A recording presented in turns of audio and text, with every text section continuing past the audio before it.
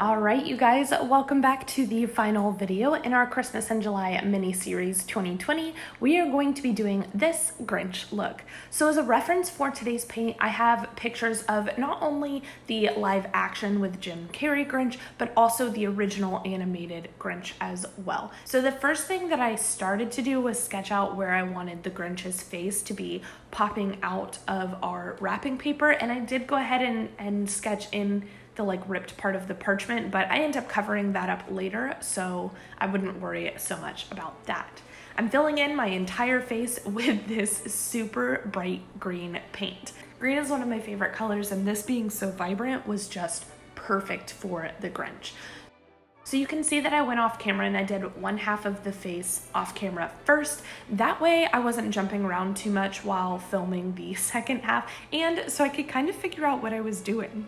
First and foremost though, we need to give our Grinch just a little bit of glam. So we are deepening our crease with a dark green, running a slightly lighter green above that, and also adding a lighter green as well as a glitter to the lid.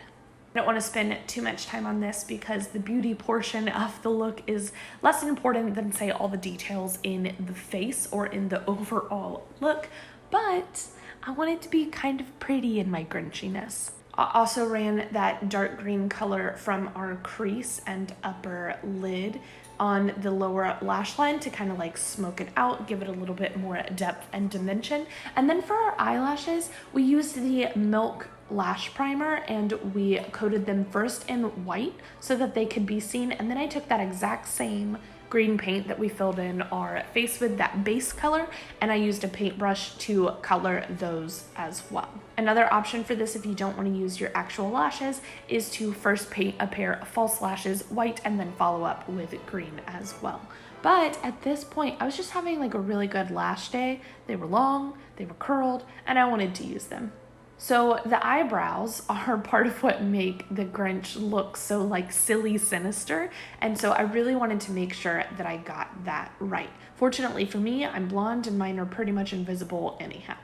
But the first thing that I'm going to do is kind of follow the base of my natural brow and sketch out a very sharp straight line back and up towards my hairline so that it has that nice curved, sinister, mwahaha, if you will. I added a little flick there at the end of the tail, and then to simulate brow hairs, I actually just took my detail brush and I added little strokes, hair-like strokes, from that base, flicking in an upwards motion to kind of create a brow. I kind of let the brow serve as an anchoring point for a lot of the other features here on the face. So once that was done, I went in and tried to match what we did on our opposite side of our face, the one that's complete, to our little naked green face over here. So because the Grinch is an evil character, or at least a little bit wicked, definitely on the naughty list, I made sure to scrunch up my nose so I could get all of the folds of those wrinkles, and I first sketched them out in that same dark paint that we did our eyebrows, and we'll go back and add details to that a little bit later. I was pretty much scowling the entire time I was painting this, and my face probably has sustained permanent Grinchy wrinkles as a result. But I made sure to hit around the eye area and then into the forehead as well, because I want him to have a very expressive forehead. Other places the Grinch needed wrinkles were gonna be around the eyes, because if you're gonna smile with such intensity, that big, evil, wicked smile that he has, it's also going to creep all the way up into your eyes as well. So I made sure to add several smile lines down here around his muzzle mouth. Is it more muzzle or is it more mouth? I don't know. But I made sure to add them there as well. As far as detailing any of these wrinkles, the first thing that we're going to do is pick up a stubby little eyeshadow brush, and I'm running a mid-tone green, something a little bit lighter than what we used in the crease of our eye, but not as light as what we put on our lid. And I am just smoking out all of those lines. We don't want it to look like a super harsh line because that'll take away some of the realism. Instead, we want to go for that nice pretty gradient, the effect of like curves rises and falls into the skin. So that is what we are doing here. After we smoke out all of those lines, we're also going to be taking a different color of eyeshadow just to add a little bit more dimension to the face. This is also a lime green, but it's not quite as neon as what we did our base in. And I am running that along the outer edges of some of these lines just to like give a little bit more depth, a little bit more dimension. I don't even know if you guys can really see it on camera. I can kind of see it. But it's just adding a little bit more of like color. I'm kind of flicking that in all the areas where that fold would cast a slight shadow, not a super dark shadow, but a slight shadow onto the rest of the face. And then after that, we really need to work on deepening some of those lines. So first I'm going to take this like dusty, like olivey green. It's almost like a gray green. And I'm going to run that right under my eyes because I feel like that would be the deepest recession here in the face.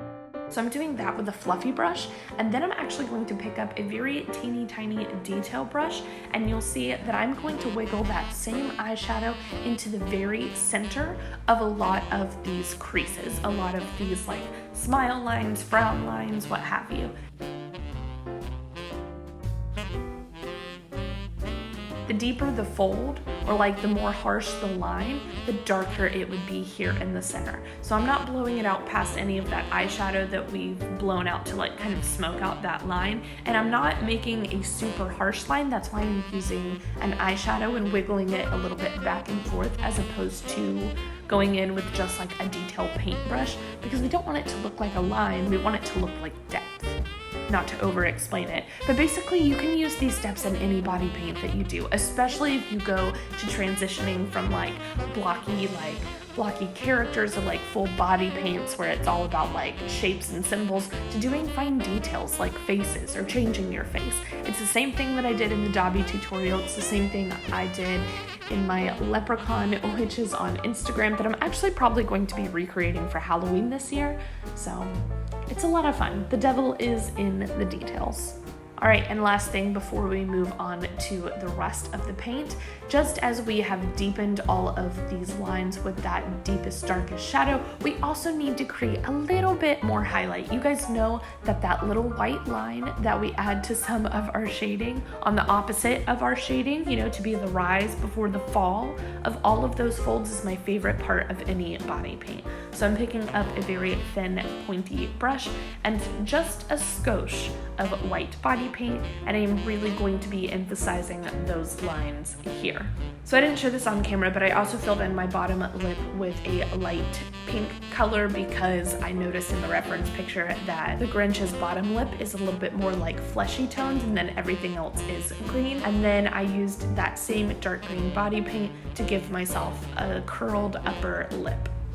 Moving on to the rest of the paint, so I did fill in everything with white like I mentioned we would do earlier. The idea is that the Grinch is kind of popping out through some wrapping paper. It is going to have a decoration of candy canes and dots. You guys know I love dots. Dots in the reindeer, dots in the sugar plum fairy, dots on the Grinch. It's thematic.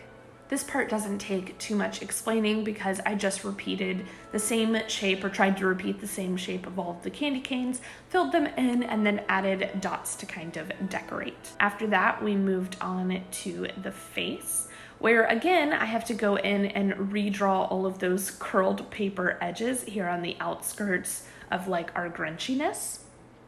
And then much like we did earlier, the next and last thing that we need to do is just make all of these edges pop. So in order to do that, we're adding a little bit of eyeshadow texture to the inside of those folds because they wouldn't be just stark white. They are not free from shadows because they would be curled themselves.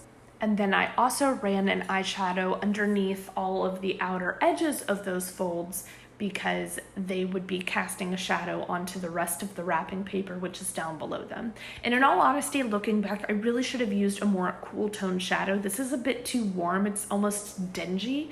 So if you guys are recreating this, or if you're doing like a ripped paper look yourself, I would highly recommend that if your base paper color is white, like mine is here, that you use something a little bit more cool tone to shade it. But you know, strong and wrong. Because the Grinch face is sitting underneath, it would also have a shadow cast upon it, if only a slight one. So I'm taking a little bit of that same dark brown color and then throwing in just a tinge of black as well, and you can see when I zoom out that it really makes it look like the Grinch is sitting underneath that wrapping paper. And there you have it. That is going to be it for this Grinch tutorial. I hope that you guys enjoy it. This was so much fun to make, and I'm really happy to have this look finally up. I'm happy to have the Christmas in July series finished. I hope that you guys will subscribe if you haven't already so that you can join us for more fun here on this channel. I will see you in the next one. Bye.